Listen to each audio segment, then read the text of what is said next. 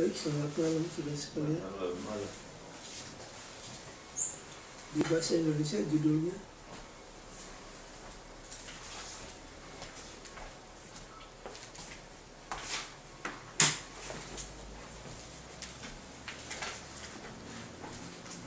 Pemberontakan global dan para bapak.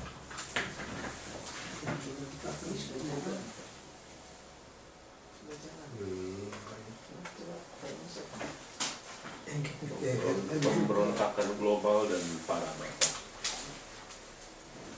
patriark.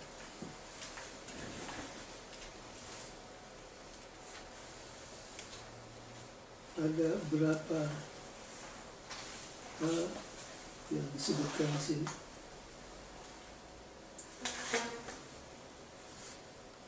Next. The interplay of fractured relationship become the means that Satan used to destroy families and people group. Ini headingnya. Jadi setan menggunakan cara untuk menjatuhkan umat Tuhan dengan ini kata ini fracture relationship. Relationship itu hubungan, fracture ya, meretakkan. Jadi setan itu ahli untuk meretakkan Persatuan. untuk membinasakan, menghancurkan keluarga dan juga kelompok orang-orang. Lalu inilah contohnya, the fall, Cain and Abel, the flood, dan seterusnya. Jadi kalimat ini sangat penting. Fracture. Inilah kalimat kuncinya. Nah, kalau sudah ditanya apa key thought daripada pelajaran ketiga ini,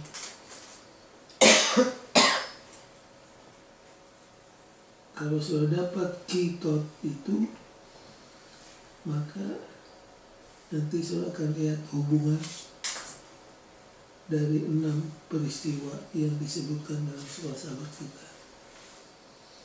Very controversial.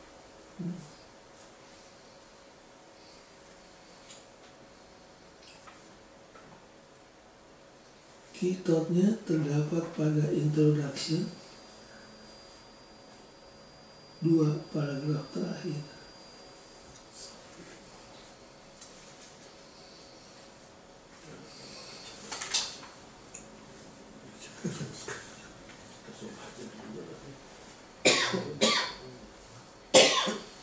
Teman Nurul boleh baca 2 paragraf terakhir dari Ya. introduksi. Letakkan hubungannya. Kemudian dalam cerita Yakub, benar itu Pak?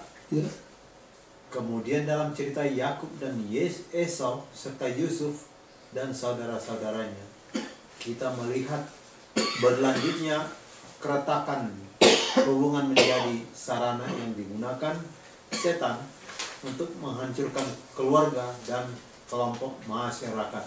nah, kemudian ini yang paling enak. Kalimat berikutnya.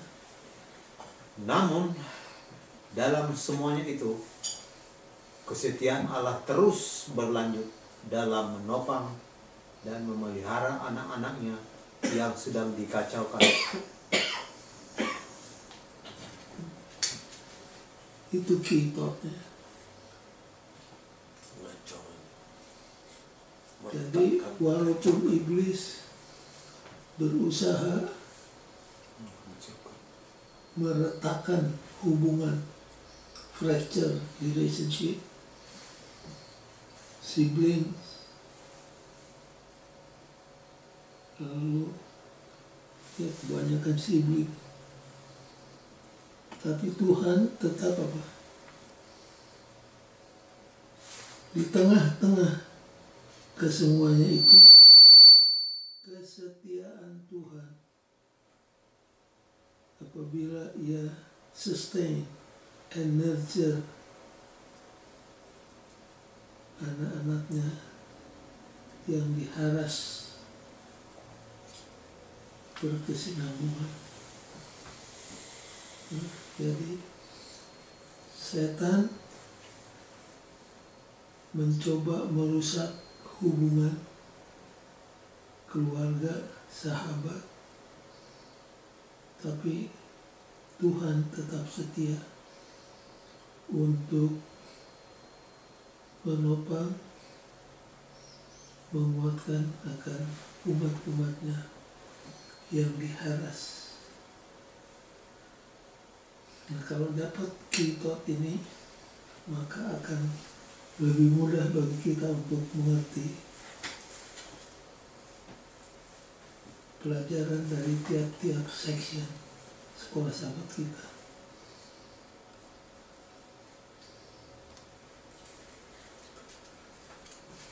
Mula-mula yang disebutkan adalah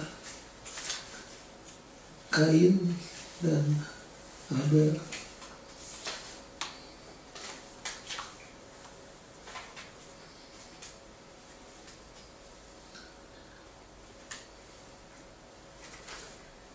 Pada waktu Adam dan Hawa jatuh ke dalam dosa, sebelum Tuhan menjatuhkan kutuk kepada mereka, Tuhan lebih dahulu memberikan apa? Pengharapan akan keselamatan. Itulah Tuhan. Begitu jatuh ke dalam dosa, sebelum dikutuk dikasih harapan dulu.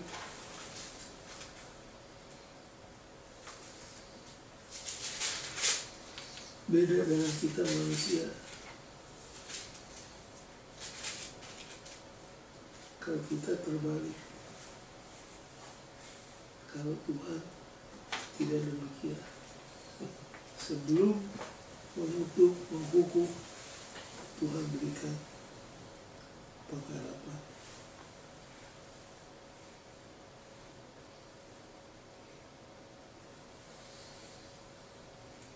Pelajaran apa yang kita bisa ambil dari Kain dan Habel? Nah, waktu Kain lahir, kalau saudara baca tulisan Sister White, Sister White mengatakan Kain ini waktu masih baby betul-betul dijaga, dipelihara oleh Hawa. Karena Hawa pikir inilah sang juru selamat yang dijanjikan oleh Tuhan. Dan pengharapan Hawa hancur karena yang diharapkan jadi juru selamat justru jadi apa? Jadi pembunuh.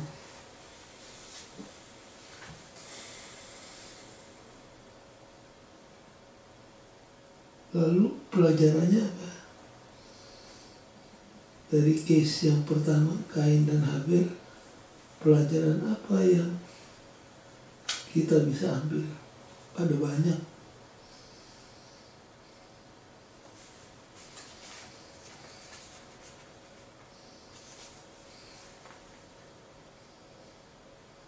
Atau kita baca dulu ayatnya.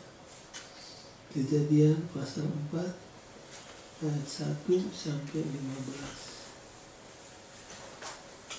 Siapa yang sudah dapat silakan. Kejadian pasal 4 ayat 1 sampai 15.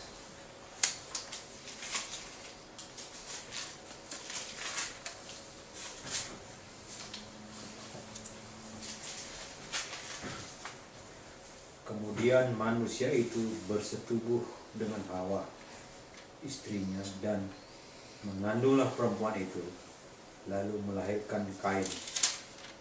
Maka kata perempuan itu, aku telah mendapat seorang anak laki-laki dengan pertolongan Tuhan. Selanjutnya dilahirkannya Habel, adik Kain. Dan Habel menjadi gembala kambing domba, Kain menjadi petani. Setelah beberapa waktu lamanya, maka Kain mempersembahkan sebagian dari hasil tanah itu kepada Tuhan sebagai korban persembahan.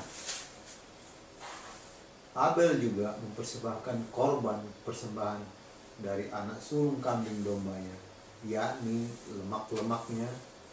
Maka Tuhan mengindahkan Habel dan korban persembahannya itu. Tetapi Kain dan korban persembahannya tidak diindahkannya. Lalu hati Kain menjadi sangat panas dan mukanya muram. Firman Tuhan kepada Kain, mengapa hatimu panas dan mukamu muram? Apakah mukamu tidak akan berseri jika engkau berbuat baik? Tetapi jika engkau tidak berbuat baik, dosa sudah mengintip di depan pintu. Ia sangat menggoda engkau, tapi engkau harus berkuasa atasnya. Kata Kain kepada Habel adiknya, marilah kita pergi ke padang. Ketika mereka ada di padang, tiba-tiba Kain memukul Habel, adiknya itu, lalu membunuh dia. Firman Tuhan kepada Kain, di mana Habel adikmu itu? Jawabnya, aku tidak tahu. Apakah aku penjaga adikku? Firman-Nya, apakah yang telah kau perbuat ini? Darah adikmu itu berteriak kepadaku dari tanah. Maka sekarang terkutuklah engkau, terbuang jauh dari tanah yang mengangakan mulutnya untuk menerima darah adikmu itu dari tangannya.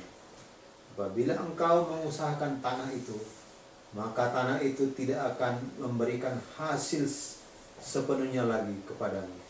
Engkau menjadi seorang pelarian dan pengembara di bumi. Kata Kain kepada Tuhan, hukumanku itu lebih besar daripada yang dapat kutanggung. Engkau menghala aku sekarang dari tanah ini, dan aku akan tersembunyi dari hadapanmu, seorang pelarian dan pengembara di bumi. Maka barang siapa yang akan bertemu dengan aku, tentulah akan membunuh aku. Firman Tuhan kepadanya, sekali-kali tidak. Barang siapa yang membunuh Kain akan dibalaskan kepadanya 7 kali lipat. Kemudian Tuhan menaruh tanda pada Kain supaya ia jangan dibunuh oleh barang siapapun yang bertemu dengan dia.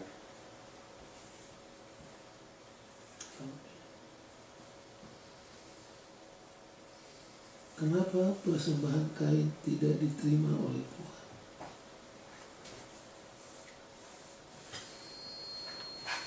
Karena bukan domba.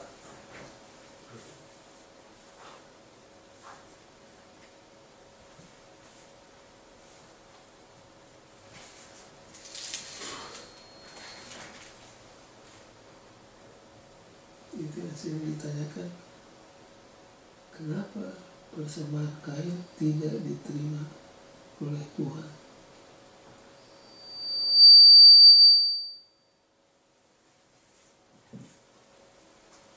Karena ada darahnya.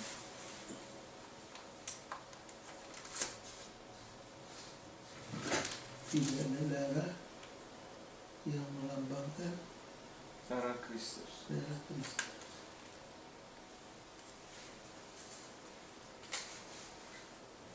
Kalau saudara-saudara baca Ibrani pasal yang ke-11 ayat 4,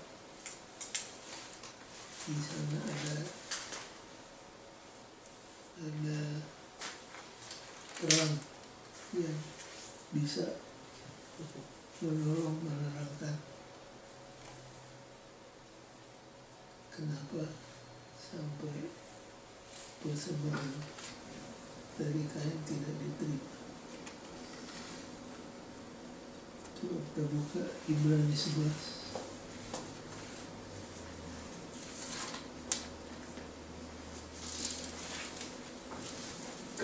iman Abel telah mempersembahkan kepada Allah korban yang lebih baik daripada korban Kain.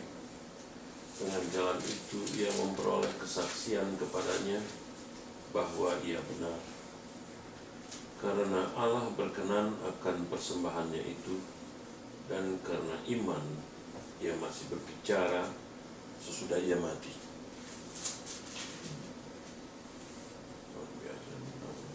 Karena iman, Abel mempersembahkan kepada Tuhan persembahan yang Lebih baik. lebih baik. Itu yang disebut tadi, karena di dalamnya ada apa? Darah.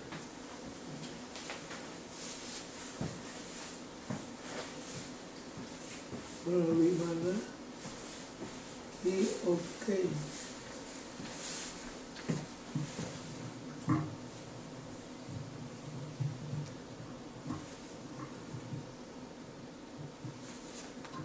witness that he was righteous.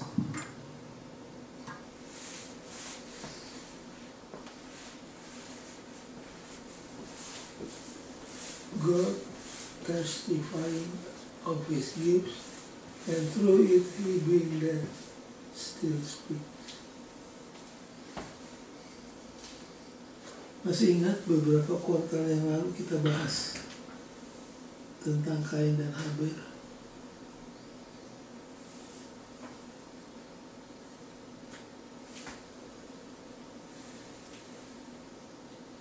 Apa perbedaan terbesar antara Kain dan Habel?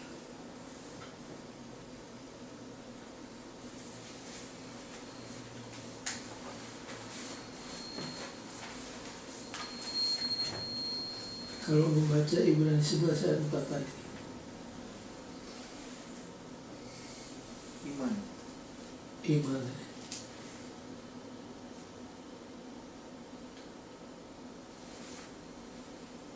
By faith, oleh iman, Habel mempersembahkan persembahan yang lebih baik.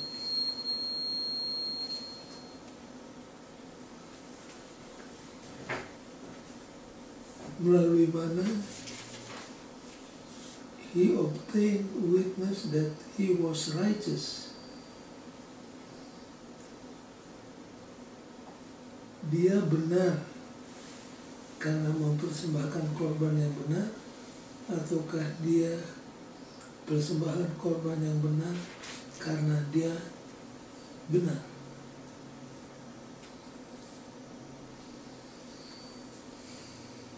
Karena iman.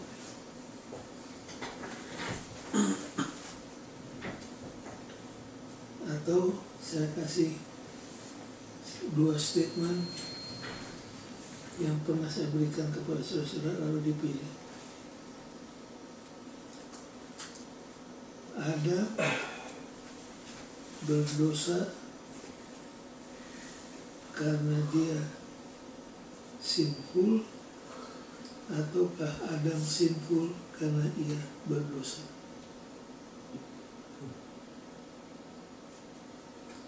Adam sinned because he was sinful, or he was sinful because he sinned.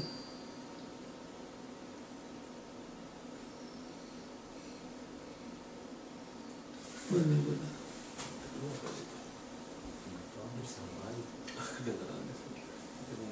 Sinful because he sinned. Dengarkan, saya sebutkan sekali lagi. Adam sinned because he was sinful, or Adam was sinful because he sinned. Kalau bahasa Indonesia yang kedua itu bagaimana itu? Adam Penuh dengan dosa karena dia berdosa. Kan ada dosa. Setelah dia berdosa, Kalau jadi dia turunan dosa. Iya, itu dia. Dua-duanya nggak tahu yang dia punya. taruh. Sinful because he sin, atau sin because sinful. Yang berdosa. Yang mana benar? Was sinful because he sin.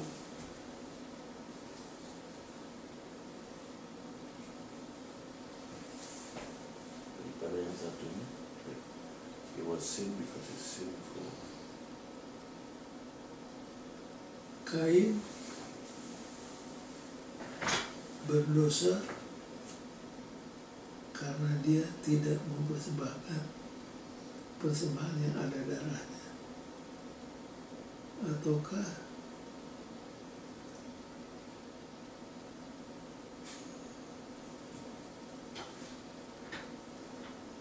mana yang menjadi penyebab, mana menjadi akibat?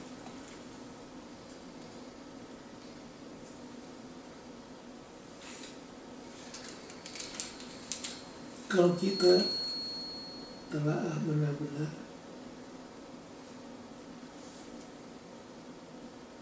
kita berdosa karena kita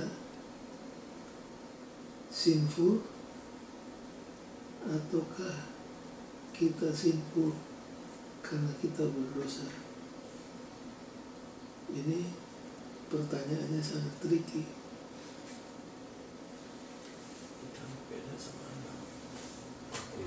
Tuhan, menurut you yang mana yang benar? Kalau dia jelas sinful. Kalau kita memang sinful dan turunan sinful,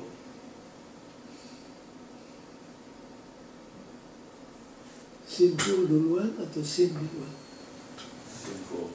Oh, sinful because of sin. Oh, sin dulu.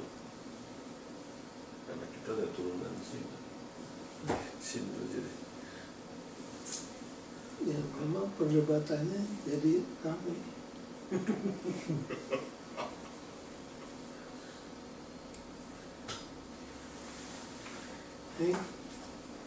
Lu pegang yang mana? Adam sinned because he was sinful, or Adam was sinful because he sinned? Itulah. Kalau Adam dia belum berdosa, belum beda sama kita. Dia masih Dia diciptakan. dia sinful because sin. Tapi dia belum berdosa. Kalau diputar Adam sinful. Selama manusia yang berdosa, semua orang di dunia. Oh, kalau Adam sinful, Yang benar adalah Adam sinful. Kalau kita langsung bilang kalau Adam sinful, sudah jauh.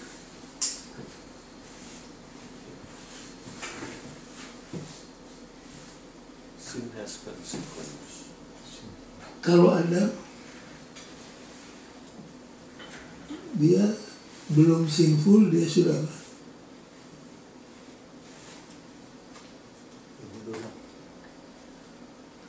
Di kasusnya Adam, dia berdosa bukan karena dia sinful, Iya, betul, itu betul. Yang tadi kan sinful ya. Makanya dia sinful dulu. Kita kan yang sinful.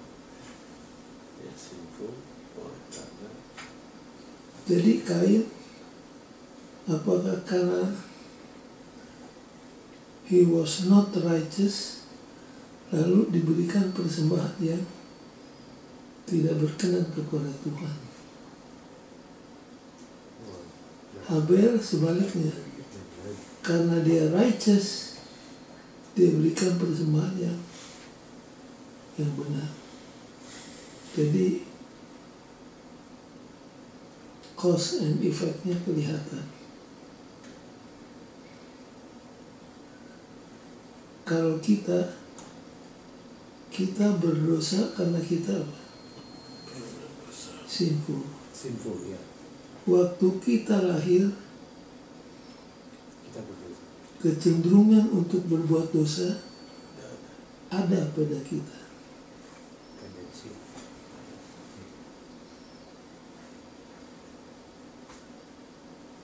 Nah kemudian baca pertanyaan hari Minggu.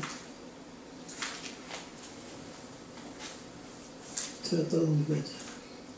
Apakah ini memberitahu kita tentang betapa dalamnya dosa itu berakar? Nah itu dia. Apa yang ayat ini katakan tentang betapa berurat berakarnya dosa dalam hidup kita. Deeply ingrained. Deeply ingrained. Artinya dosa itu sudah sangat mendalam dalam diri kita. Sehingga kecenderungan kita selalu kemana? Untuk berbuat dosa. Untuk berbuat dosa. Seperti grafiti, kita ditarik terus ke bawah. Jadi because we are sinful, we sin. Maka because he was not righteous, maka dia persembahkan domba yang tidak ada darahnya. Berbeda dengan Habel. Habel because he was righteous, dia membawa persembahan yang sesuai dengan perintah Tuhan.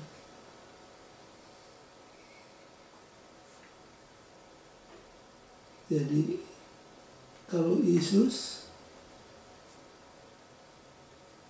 waktu lahir apakah sinful atau tidak sinful? Tidak sinful. Sinless. Sinless.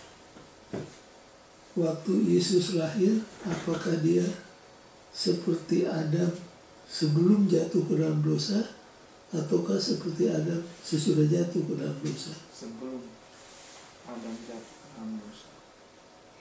Adam kedua ya. Jadi dia tidak ada tendensi untuk berbuat dosa, tapi possibility bisa. Karena ada Sama dengan Adam waktu diciptakan, sempurna, tidak ada tendensi untuk berdosa, tapi tidak kekecualian, maksudnya bisa berbuat dosa, walaupun tidak ada tendensi untuk berbuat dosa. Apakah dia diciptakan seperti Adam sebelum berdosa ataukah seperti Adam sesudah dia berdosa? Sebelum. Beda dengan kita. Kita dulu Waktu lahir sudah ada tendensi untuk berbuat dosa. karena lahir dari sinful dua-dua. Yesus cuma dari sebelah, satu dari roh. Dari roh benih perempuan. Kromosomnya cuma satu dari manusia. baik. Waktu saya mengambil kelas Kristologi, inilah salah satu pertanyaan yang sangat diperdebatkan. Akhirnya profesor kami memberikan satu statement, dan statement itu jadi pegangan buat saya. Saya tulis di Alkitab saya ini. Inilah bunyinya. Saudara boleh setuju, boleh tidak setuju. What kind of humanity did Christ have? Pertanyaannya, what kind of humanity did Christ have? Inilah akhirnya di kelas Kristologi itu inilah klimaksnya. Jesus is exactly like ours. Jesus' humanity is exactly like ours, except in one point. That is the propensity toward evil. Jesus took humanity in its deteriorated condition after 4,000 years of sin, with sinful human nature, but not in a state of sin. By the miracle of the Holy Spirit, Christ was born as the second Adam, with sinful nature, but without propensity to sin. Jadi Yesus was born as second Adam, with sinful nature, but without propensity to sin. Saudara boleh terima, boleh tidak terima. Tapi at least saudara ada pegangan, tidak ngambang. Jadi yang membedakan Kristus dengan kita adalah tendency. Kalau kita punya Tendency. to sin, kalau Kristus tidak. Begitu juga kasus Kain dan Habel ini. Yang satu memberikan persembahan yang sesuai dengan kehendak Tuhan karena memang dia benar. Yang satu karena dia tidak benar, dia membawa persembahan yang bertentangan dengan perintah Tuhan.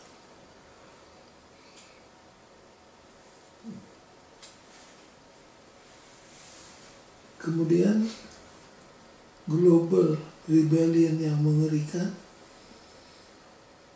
terjadi pada waktu air bah. Saya kalau mikir-mikir, memang pada waktu air bah itu terjadi, dari sekian penduduk dunia yang hidup waktu itu, hanya berapa yang selamat? 8, termasuk pengkhotbahnya. 8 ini disebut the remnant. Sekelompok kecil dari umat yang tetap setia walaupun dunia sudah hanyut dalam kemurtadan.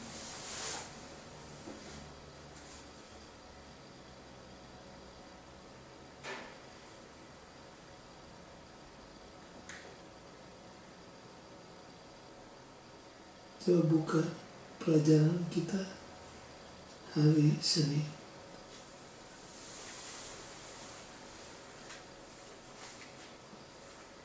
Ibu boleh baca paragraf yang kedua.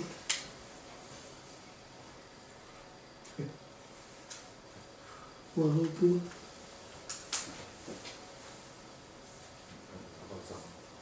hari Senin paragraf yang kedua. Alinea kedua. Meski hal ini tampaknya dimenangkan oleh kuasa kejahatan, kuasa penciptaan Allah masih bekerja. Dia memulaikan ciptaan baru oleh memisahkan kembali unsur-unsur yang berbeda. Pertama, dia memisahkan Nuh, yaitu orang yang benar dan tidak bercela, dari orang-orang pada masa itu yang kejahatannya besar dan yang setiap pikirannya jahat, bobrok, dan penuh kekerasan. Bandingkan Kejadian 6 ayat 8 dan 9 dan ayat 5 dan ayat 5 dan 11 sampai 13. Allah kemudian menugaskan Nuh untuk membangun kapal besar. Dia kemudian memisahkan sekelompok kecil orang, burung, dan hewan, dan menempatkan mereka dengan aman di dalam kapal sehingga mereka bisa bertahan hidup. Berdasarkan kasih karunia Allah, kehidupan akan berlanjut terus dan dunia baru akan muncul dari puing yang lama. Ada ciptaan baru. Berapa lama Nuh berkhotbah? 120 tahun. 120 tahun. Lalu yang selamat 8 orang. termasuk dirinya. Dari kacamata manusia, sukses atau gagal? Gagal. Kalau orang khotbah 120 tahun lalu yang bertobat hanya 8 termasuk dirinya, ya dari kacamata manusia itu gagal. Tapi memang sangat mengerikan ya. Tinggal 8. Sadis.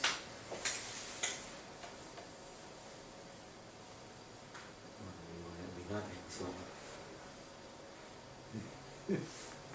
Saya kalau baca cerita air bah, pikir nampaknya, makanya disebut dalam kalimat pertama, despite this apparent win by the forces of evil. Walaupun nampaknya iblis menang dalam case ini, tapi kita berterima kasih karena Tuhan is still at work. Tuhan masih tetap bekerja dan menaungi umatnya.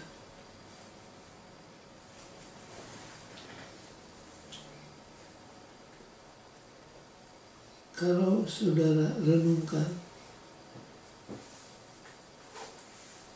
peristiwa air bah ini, apa yang terbetik di ingatan saudara?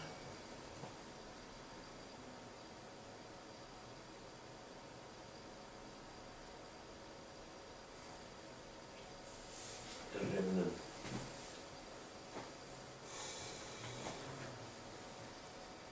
Masih Apa pelajaran yang bisa kita ambil dari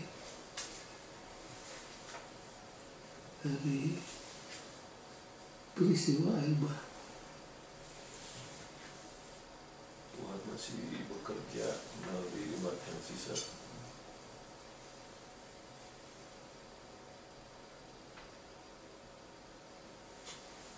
In what ways do we see the great controversy between good and evil expressed here? Only now, even more intensely than before. Kan sebelumnya konflik-konflik antara umat Tuhan dan umat setan kelihatan, tapi mencapai klimaksnya di air bah ini.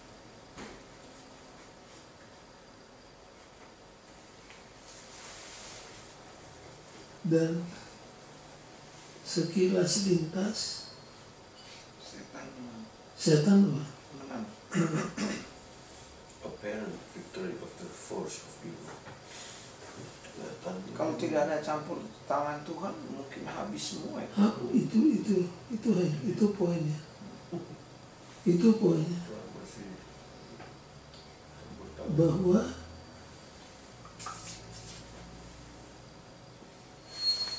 di saat-saat kelihatannya setan akan menang, Tuhan masih tetap apa? Bekerja. Itulah kita punya tesis tadi, kita tadi. Walaupun iblis menggunakan senjatanya dengan cara meletakkan hubungan, tapi kesetiaan Tuhan tetap terlihat. God's continuing faithfulness, kesetiaan Tuhan masih tetap terlihat. Dan di sini ada ayat yang mengatakan, and Noah found grace in the eyes of the Lord.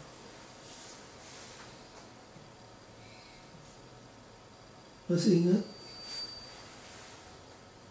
silsilah dari Adam? Kata apa yang diulang-ulangi di sana? Maka matilah. Ya, maka matilah dia, maka matilah dia, maka matilah dia. Apa tujuan daripada tulisan ini?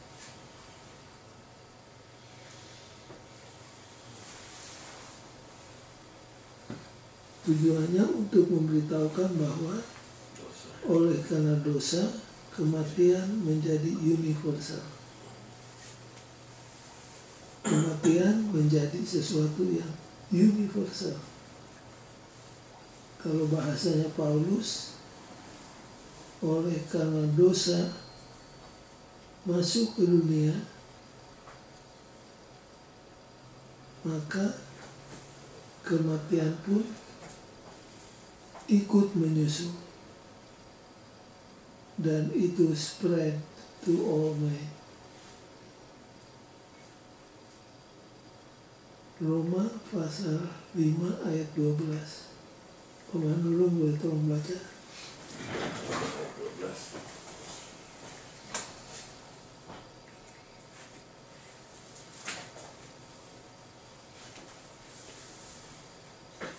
Pasal 5 ayat berapa? 12. 12. Sebab itu sama seperti dosa telah masuk ke dalam dunia oleh satu orang. Oleh sebab dosa sudah masuk ke dunia melalui satu orang, Dan oleh dosa itu juga maut. Demikianlah maut itu telah menjalar kepada semua orang. nah demikianlah maupun menjalar kepada siapa? Semua orang. Nah, itu. Jadi Musa mau mengingatkan bahwa karena dosa kita harus apa? Mati. Tapi untungnya di Kejadian pasal 5 itu, walaupun yang lain matilah dia, matilah dia, matilah dia, tapi ada satu ayat yang mengatakan maka dia sudah tidak ada lagi karena dia diangkat ke surga. Jadi walaupun kematian itu sifatnya universal, tapi kematian bukan omnipotent, maha kuasa sehingga semuanya mati. Ada juga yang tidak mati.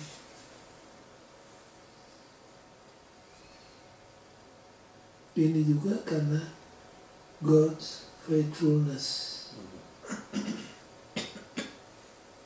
Akan ada orang-orang yang tetap setia di tengah-tengah kemurtatan.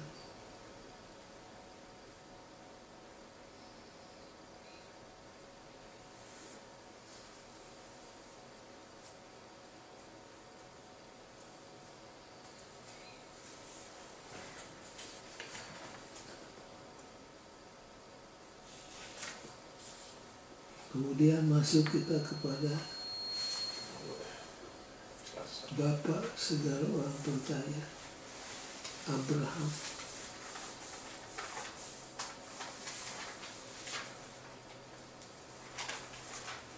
Kalau Abraham ini seorang yang betul-betul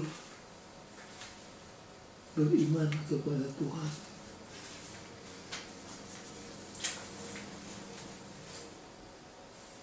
salah satu definisi daripada iman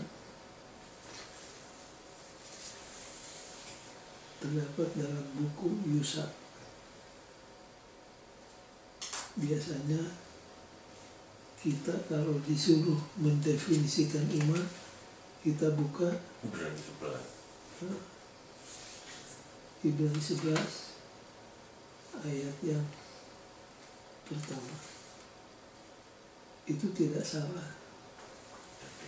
Tapi boleh juga saudara-saudara tambahkan buka buku Yusak 1 ayat yang ke-16. Joshua 1 ayat 16. Coba saudara baca. Di sini kita dapat definisi iman di samping Ibrani 11 ayat 1. Silakan baca. Then they answered Joshua, "Whatever you have commanded us, we will do, and wherever you send us, we will go." Apa yang engkau perintahkan, kami akan lakukan. Kemana engkau suruh, kami akan pergi.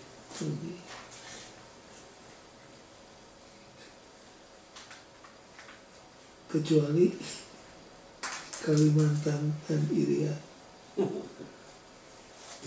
Itu kelas penamatan dulu di UNAI. Suka sekali mereka pakai ayat ini. Kemana Tuhan suruh, ke sana ku jalan. Tapi ada fine print. Kecuali Nusa Tenggara.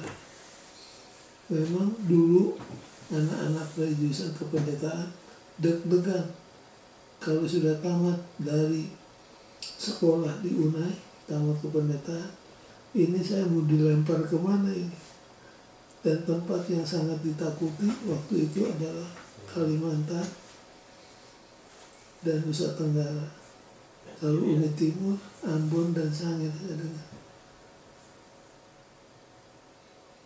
Tapi di sini dikatakan, dan mereka berkata, semua, all that you command, we will do. Ini siapa nih yang begini?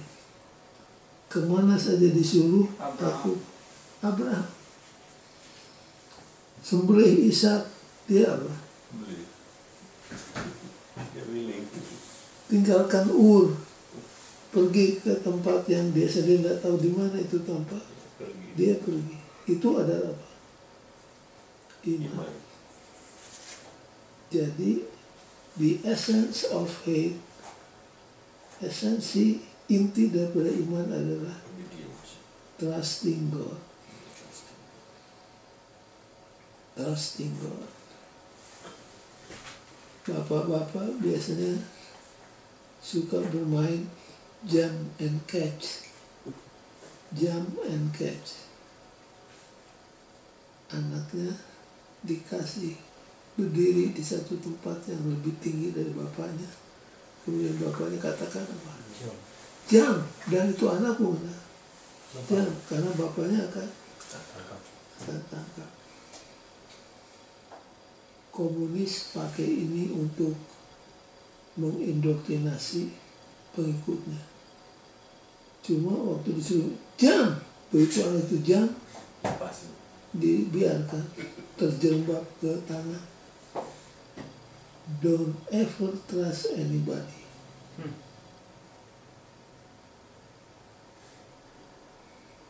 Jadi esensi daripada iman adalah trusting God. Makanya di Amsal Sulaiman ada ayat-ayat yang indah untuk terutama anak-anak muda. Trust in the Lord with all your heart. Do not lean on your understanding. In all your ways, acknowledge Him, and you will find a straight path before you. Bergantunglah kepada Tuhan dengan segenap hatimu dan jangan mengandalkan kebijakanmu dalam segala perkara. Ini termasuk pilih jodoh, pilih pekerjaan, pilih karir. Selalu acknowledge Tuhan.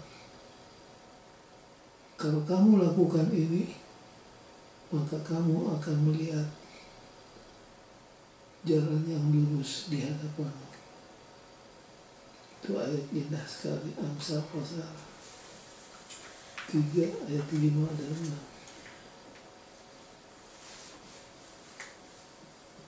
Di pelajaran hari Selasa ini, apa relatednya dengan judul kita hari ini?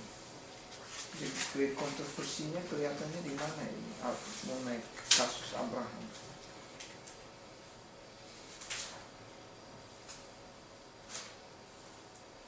Ada yang mau jawab? Apa relevansinya cerita Abraham dengan The Great Controversy?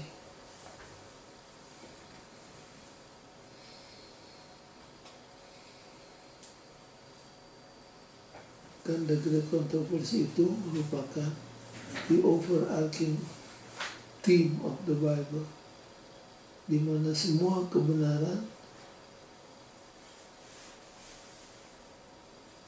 diatur dalam satu framework yang disebut worldview. Jadi dalam hal apa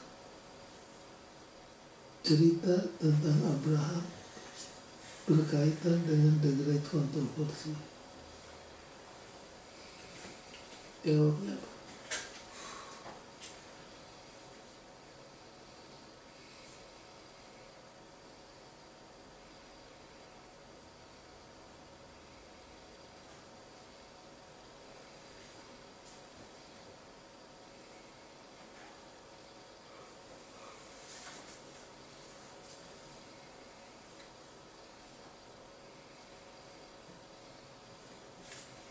Jawabnya coba baca Pak Manurung, Ya.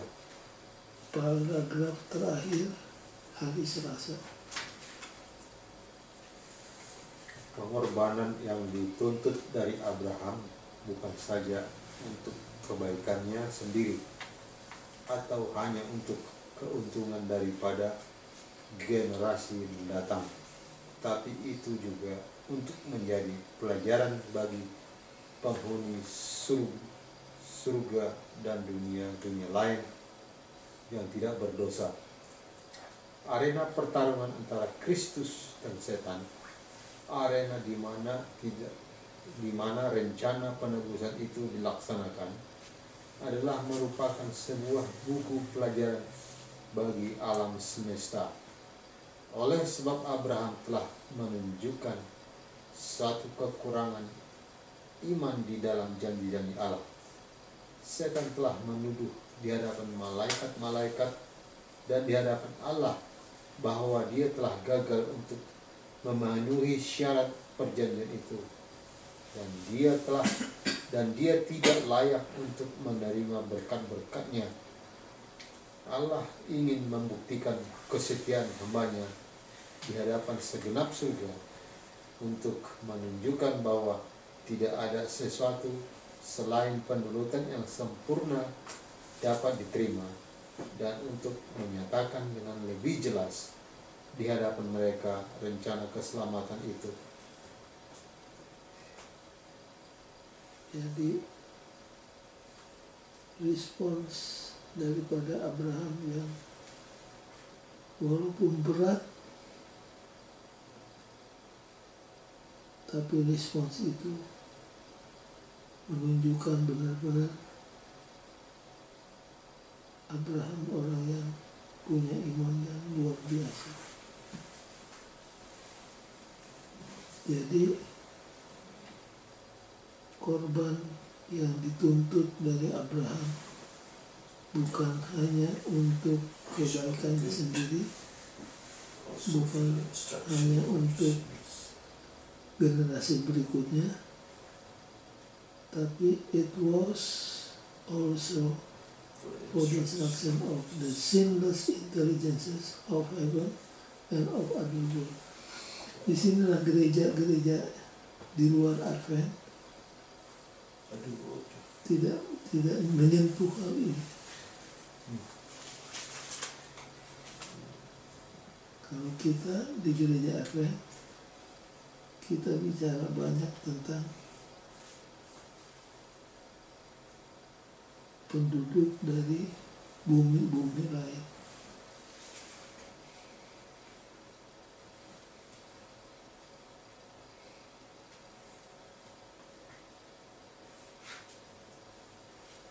What hope is revealed here in regard to the whole great prophecy?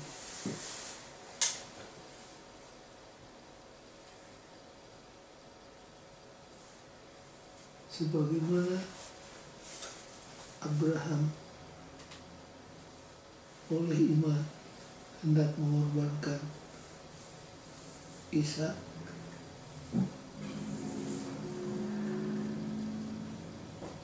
begitulah Tuhan mengorbankan anaknya.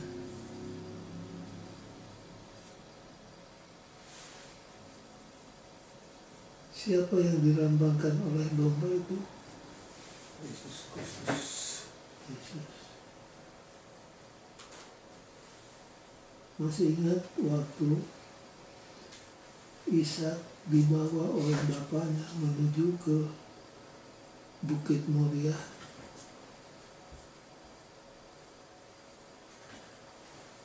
Apa pertanyaan Ishak kepada bapaknya? Mana korban sendiri? Bapak, di sini kayu, di sini api, Mana dombanya? mana dombanya? Jadi nampaknya ini bukan kali yang pertama Ishak dibawa. Tidak tahu dia. Dia sudah tahu, ini apinya, ini kayunya. Where is the lamb? Tuhan, pertanyaan Ishak ini kapan terjawab dengan sepenuhnya? Pada waktu Yesus disalibkan. Itu pertanyaannya, where is the lamb? Siapa dan kapan yang menjawab pertanyaan ini? Oh, Yohanes Pembaptis.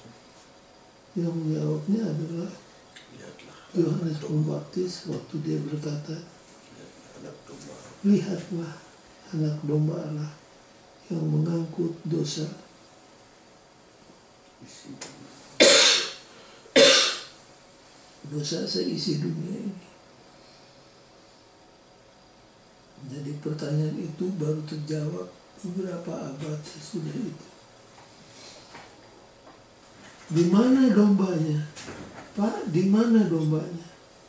Yohanes Pembaptis katakan, behold the Lamb of God.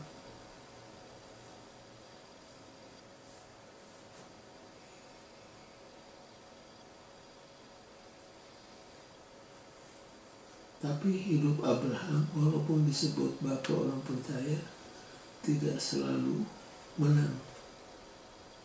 Ada saatnya bagaimana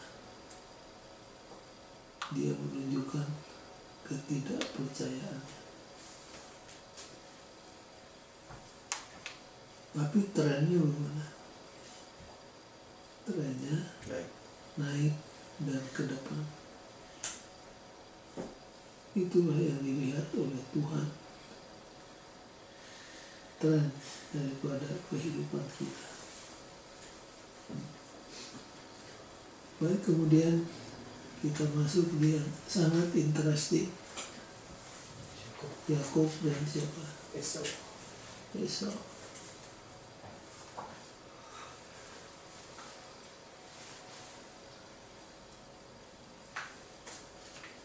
Apa yang membuat perseteruan yang dalam di antara Yakub dan Esau. Birthright. Yang pertama tentang apa? Birthright. Hak kesulungan.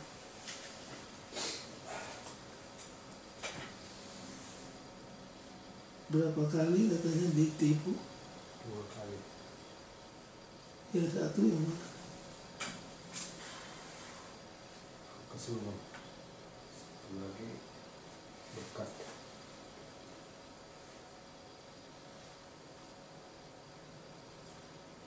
Siapa yang salah di antara dua ini? Yakub dan Esau.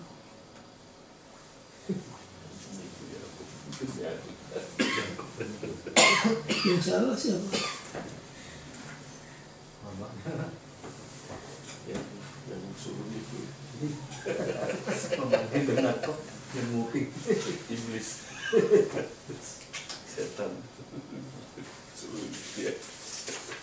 Dulu ada istilah birthright. Apa untungnya menjadi anak sulung? Firstborn. Dia punya apa? Hak. Hak sulung. Apa enak jadi anak sulung itu apa enaknya? Secara materi dia Ya, dapat harta lebih warisan. banyak. Secara rohani dia punya privilege menjadi pemimpin. Jadi kalau seorang bapak punya sebidang tanah,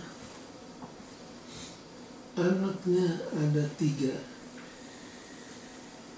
pembagian tanah itu bagaimana?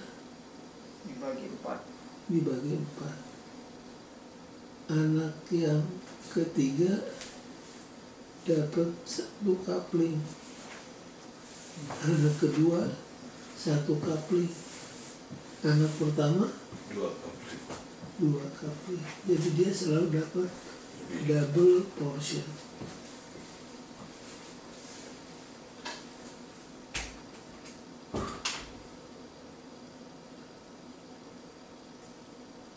Jadi siapa yang salah dalam case Yakub dengan Esau ini?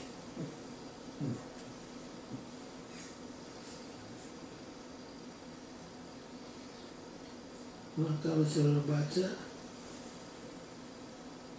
di dalam buku Kejadian, Esau ini tidak terlalu memperdulikan hak kesulungannya. Buat dia, apa sih itu hak kesulungan?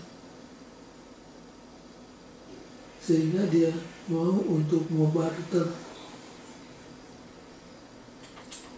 hak kesulungan dengan Bubur. bubur apa? Kacang merah. Bubur kacang.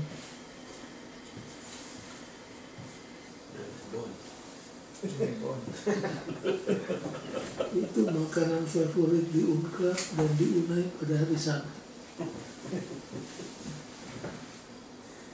Jadi Esau orangnya memang burako.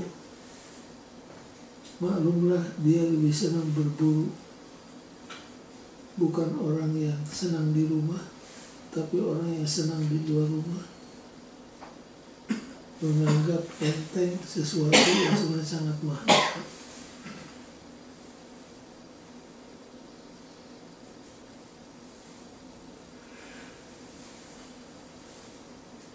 Kalau sudah mau baca cerita akhir kehidupan daripada Esau sangat mengenaskan. Coba saya baca buku Ibrani 12.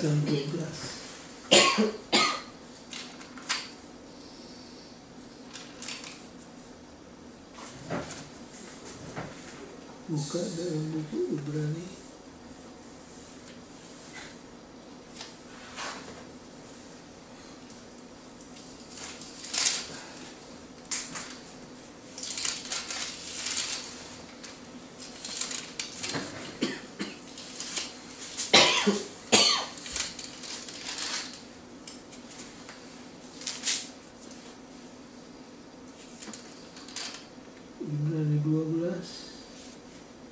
mulai ayat yang ke-16.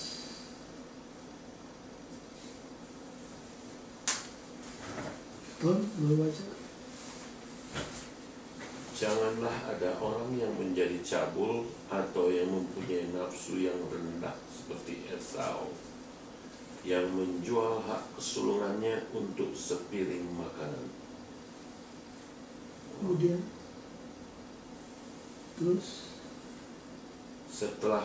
sebab kamu tahu bahwa kemudian ketika ia hendak menerima berkat itu, ia ditolak, sebab ia tidak beroleh kesempatan untuk memperbaiki kesalahannya, sekalipun ia mencarinya dengan mencucurkan air mata.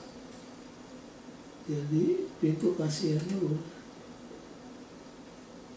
tertutup waktu dia masih hidup. Dia mencoba untuk bertobat, tapi mana? Tidak bisa.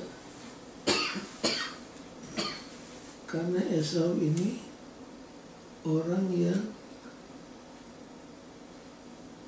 value sistemnya ngabur, prioritinya ngabur. Dia lebih utamakan apa yang kelihatan daripada apa yang tidak kelihatan, tapi lebih mahal harganya. Contohnya hak kesulungan. Dia anggap itu sesuatu yang tidak ada artinya. Sampai di satu saat baru dia merasakan pentingnya. Value sistemnya kacau balau.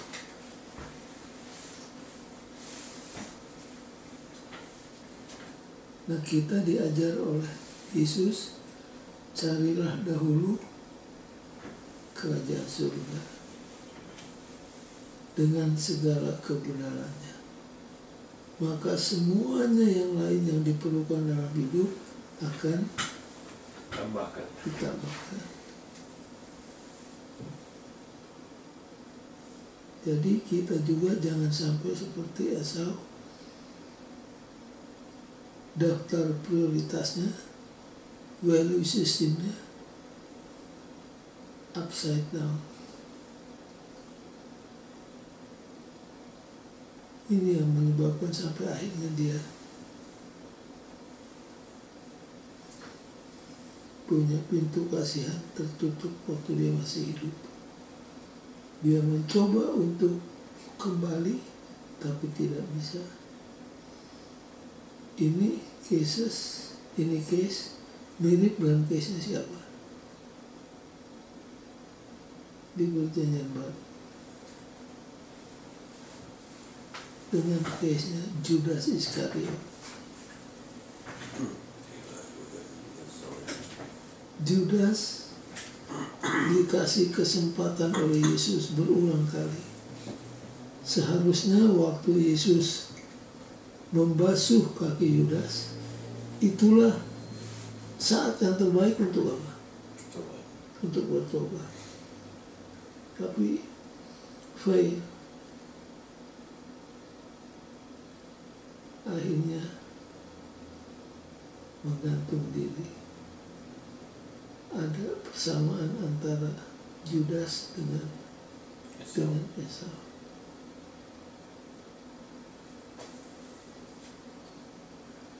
Nah, kemudian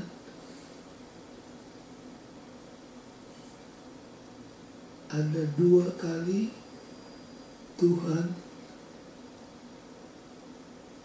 masuk, step in twice to deliver Jacob.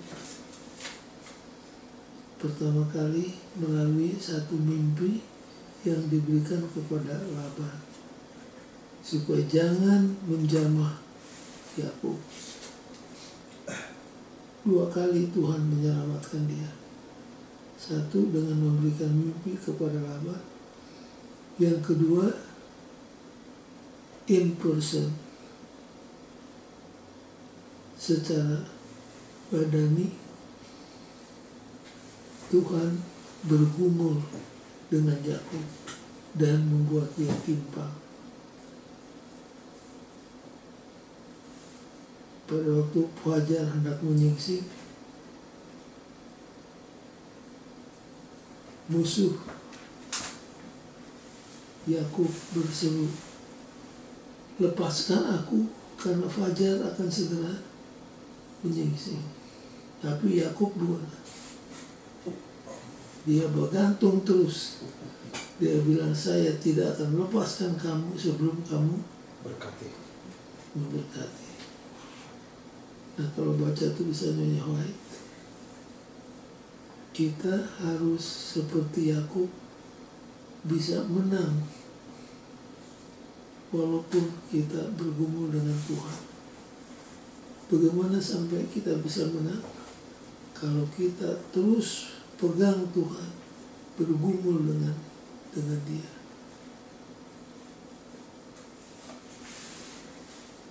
Dan Yakub akhirnya dikasih nama yang baru. Siapa namanya? Israel.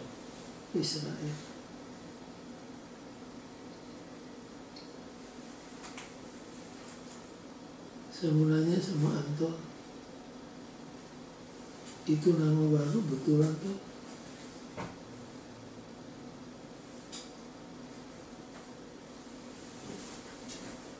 Nama betulan?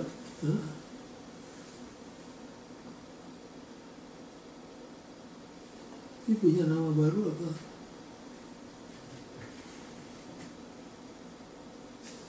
Pemenang.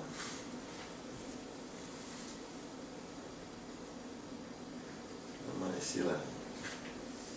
Victor.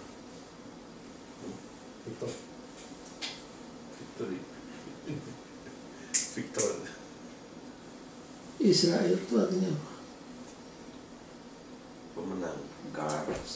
Govern. Menang atas siapa? Tuhan.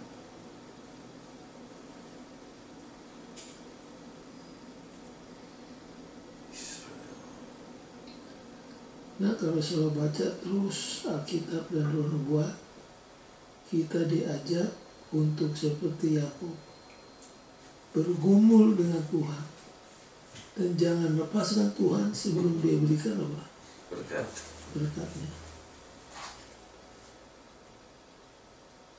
Akhirnya, kalau saudara baca cerita Yakub, waktu Yakub berangkat meninggalkan orang tuanya dan pergi ke kampung halaman ibu bapaknya, Padan Aram, Yakub berangkat dengan bawa apa? Tongkat. Yakub berangkat dengan membawa sebatang tongkat. Tapi waktu dia pulang, bawa apa dia? Istri, anak, Berkat. berkat. Dia pulang dengan berkat yang luar biasa banyaknya. Tengoklah, aku berangkat menuju ke Padan Aram dengan sebatang tongkat. Tapi sekarang aku pulang dengan kawanan domba yang beribu-ribu jumlahnya. Pulang milionnya. Beda dengan siapa dalam Alkitab?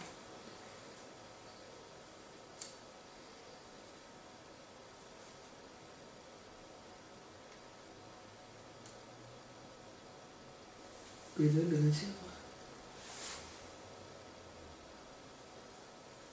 Dengan Naomi. Aku berangkat dengan banyak harta, tapi aku kembali dengan tangan yang kosong.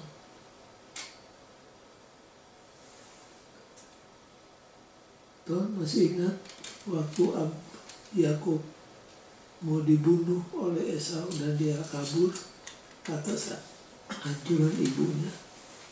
Menurut yang you tahu, berapa umur Yakub waktu itu? Waktu dia kabur. Betul-betul ini. You tahu nggak berapa umur? Taksiran aja berapa?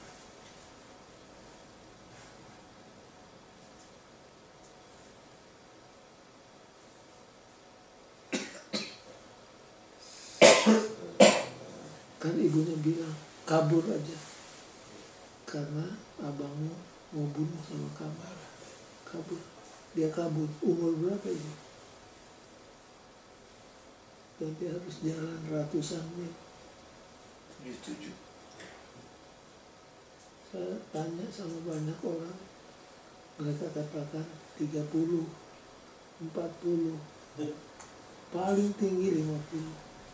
Saya katakan 77, nggak percaya. Tapi kalau dihitung, yang Hengki bilang itu betul, 77. Dan di sana dia berjanji kalau Tuhan berkati dan lindungi saya dalam perjalanan, saya berjanji akan. Tuhan. Jadi artinya selama ini begini. Meleset 2 kita tebak 70. Apa pelajarannya? Kita tidak pernah menjadi terlalu tua untuk mulai setia kepada Tuhan. Bayangkan, Yakub itu umur 77. Dan di sana dia akhirnya apa? Setia dan diberkati.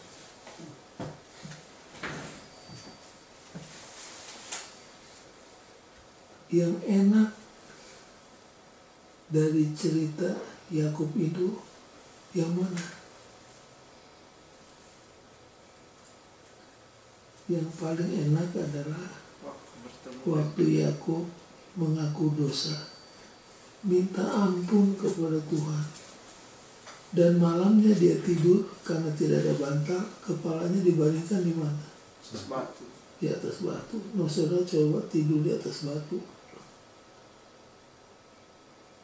Bisa sakit badan.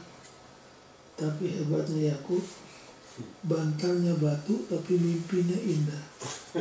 Kita bantalnya empuk, mimpinya Ngacem. menakutkan. Demon. Iya, dia kan tidur di atas batu, kepalanya ditaruh di atas batu, tapi mimpinya dia lihat apa? Tangga. Tangga. Siapa itu tangga? Melambangkan siapa itu tangga?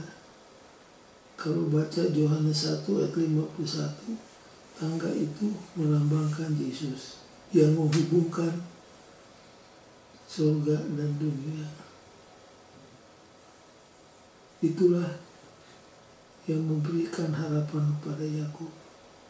Besoknya batu tempat tidur disiram oleh minyak, dijadikan apa? Dijadikan tempat berbakti. Beda dengan Yakub modern. Kalau Yakub lama, tempat tidur jadi tempat perbaktian. Kalau Yakub modern, tempat perbaktian jadi tempat tidur. Kita seringkali ngantuk di mana? Di dalam gereja.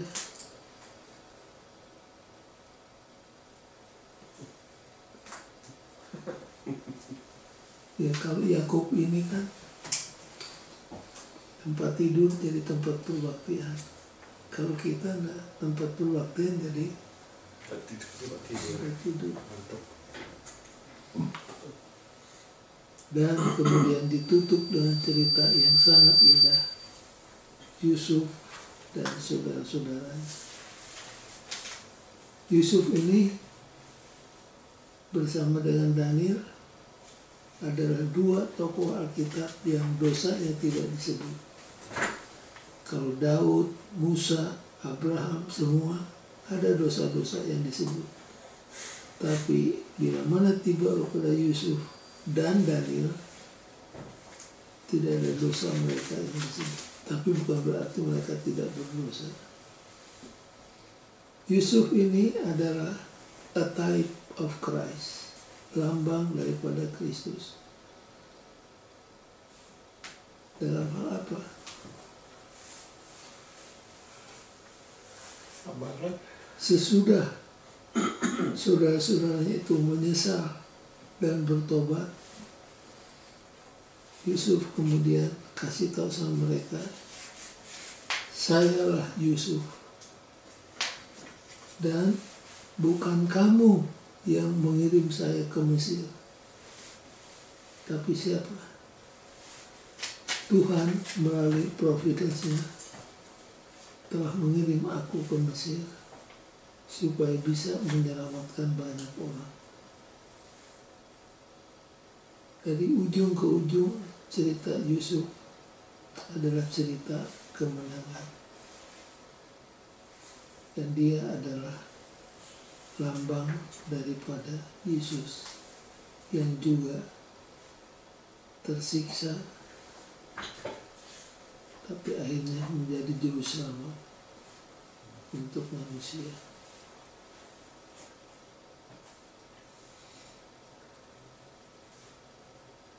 Coba Pak Manurung baca hari Kamis, huruf tebal di bawah. Meskipun ada disfungsi keluarga yang luar biasa terungkap dalam cerita ini, meskipun terjadi pengkhianatan dan kejahatan, namun cerita itu berakhir dengan menyenangkan. Namun demikian, bagaimanakah Anda menjaga iman Anda tetap utuh dan memiliki sikap ramah pada saat keadaan tampaknya tidak akan dapat ditanggung sebagaimana yang mereka lakukan pada Yusuf?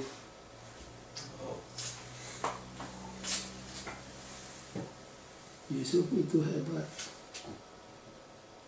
Emas walaupun dimasukkan ke dalam lumpur, dia tetap apa? Emas. Walaupun dikelilingi dengan kekotoran, tapi Yusuf dan Daniel seperti bunga teratai yang tetap putih walaupun hidup di tengah lumpur Babylon dan Mesir.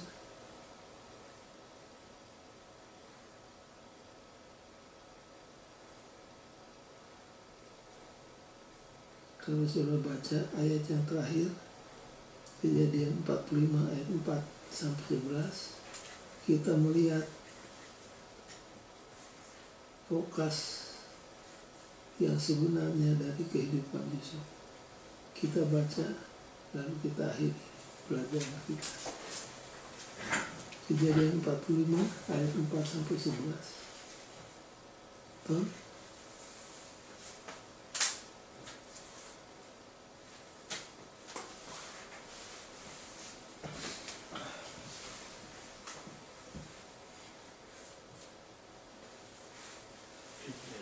Ayat 4 ya.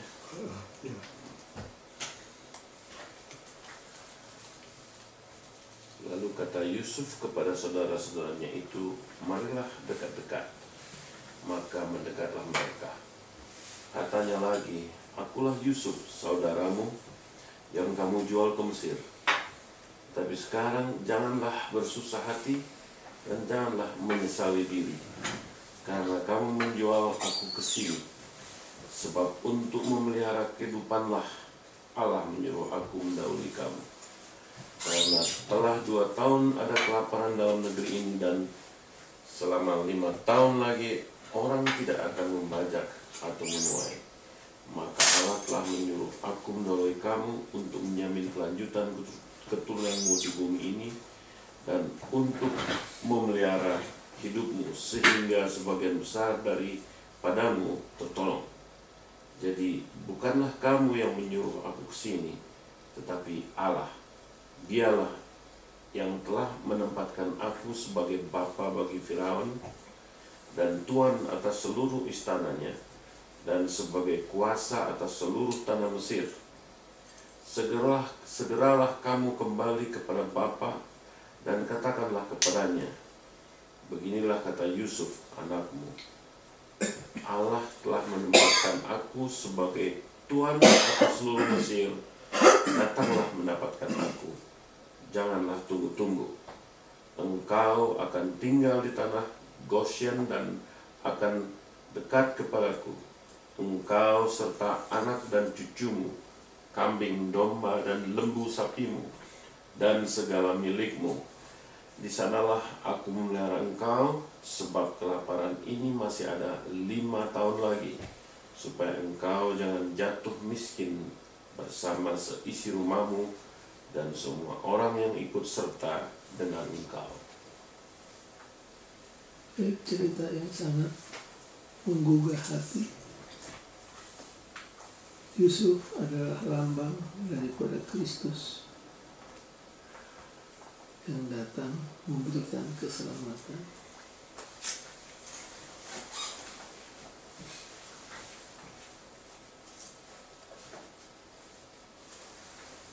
In conclusion, walaupun iblis menggunakan taktik yang disebut meretakkan hubungan, tapi Tuhan tetap dengan setia melindungi akan umatnya.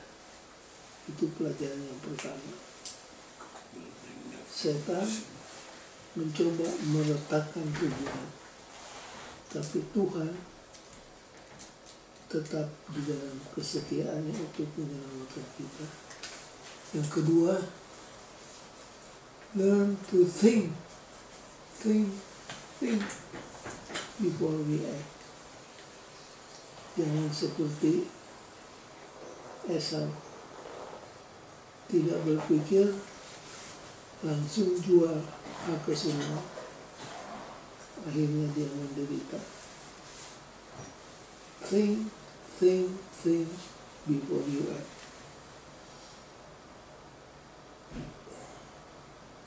Yang ketiga,